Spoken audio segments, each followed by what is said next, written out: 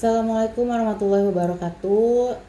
Halo semuanya, saya Mona Rohmatul Jana dari Divisi Finance.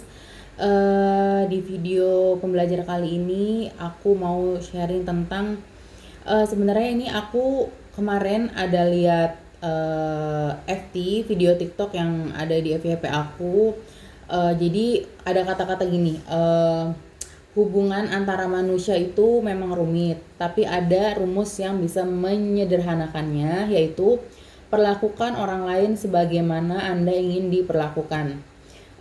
Di situ aku mikir bahwa mungkin perlakuan kita terhadap orang lain itu sebenarnya bentuk dari dalam diri kita yang pengen orang lain itu memperlakukan kita dengan hal yang sama. Jadi ada kayak sifat timbal balik gitu kan. Di sini aku coba nyari materi tentang perlakukan orang lain sebagaimana dia ingin diperlakukan gitu kan. Di sini aku ada baca dari kutipan m.kumparan.com gitu kan. Di websitenya itu menjelaskan sebenarnya ada kesalahan fatal selama ini di masyarakat, yaitu semboyan perlakukan orang lain sebagaimana kita mau diperlakukan.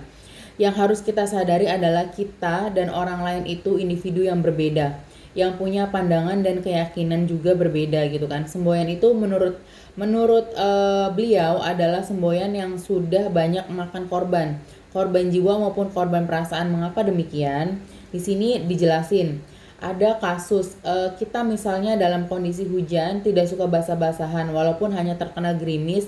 Teman kita menganggap gerimis sebagai hal yang kecil yang bisa diterobosnya dalam kondisi apapun.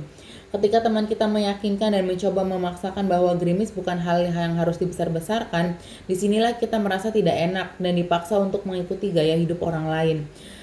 Sejak tahun 2023 ini, beliau juga sudah mengganti semboyan tersebut dengan perlakukan orang lain sebagaimana dia mau diperlakukan. Perlakukan orang lain sebagaimana dia ingin diperlakukan. Semboyan itu lebih manusiawi dan humanis. Saya sudah lebih kalem dengan semua yang terjadi gitu kan. Apa saja yang diinginkan orang lain, interaksi dengan kita juga akan mengikuti apa yang diinginkan, tentu saja sepanjang tidak mengganggu kepentingan kita. Kita juga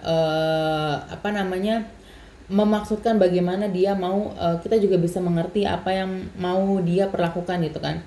Hidup adalah seni bernegosiasi dengan orang lain, sebab sejatinya kita memang hidup di antara manusia-manusia lain sebagai pelengkap hidup kita. Kita mencoba untuk tidak lagi memandang sesuatu dari sisi-sisi hal yang memang memakai perasaan gitu kan. Logikanya harus lebih diutamakan. Kita dan manusia lain bukanlah sesuatu yang harus terhubung secara terus-menerus.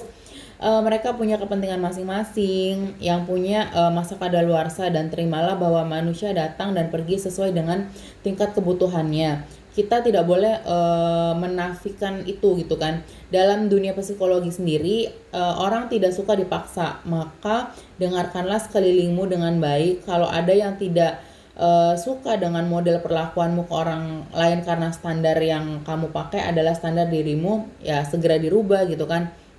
Terlebih di era digital ini, semua lingkaran komunikasi kita rasa-rasanya hanya ada dalam genggaman. Kita sudah lebih menitip beratkan terhadap hal yang krusial dalam hidup.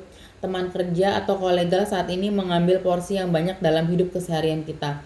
Dengan merekalah kita itu kan dibina sikap baik dan teamwork yang saling peduli. Pulang kerja kurang lebih seharian menghabiskan waktu dengan mereka, berusaha menjadikan gadget hanya untuk sarana mencari informasi penting. Tidak lagi membalas chat pakai hati, namun sudah pakai jari hingga enteng aja gitu kan. Rasanya kalau ada yang tidak baca chat kita gitu kan, toh yang rugi bukan kita karena saya menyampaikan informasi yang penting. Untuk yang masih suka berselisih paham dengan orang lain, mungkin mindsetmu harus segera dirubah. Buang jauh-jauh semboyan, perlakukan orang lain sebagaimana kamu mau diperlakukan. Hal ini yang membuat dunia gaduh dan riuh, karena tidak semua orang ingin diperlakukan sesuai apa yang kita mau gitu. Mereka juga punya standar perlakuan yang ingin mereka dapati gitu. Jadi kita nggak bisa egois memperlakukan mereka karena kita ingin diperlakukan seperti itu gitu kan. Jadi ayo kita mulai dengan semboyan perlakukan orang lain sebagaimana dia mau diperlakukan. Jadi kita di saat berkomunikasi dengan orang lain kita harus bisa mencoba untuk memahami rekan lawan bicara kita bagaimana dia ingin diperlakukan, dan perlakukanlah seperti apa yang ingin mereka rasain gitu, karena itu adalah hubungan antara saling menghargai satu sama lain itu.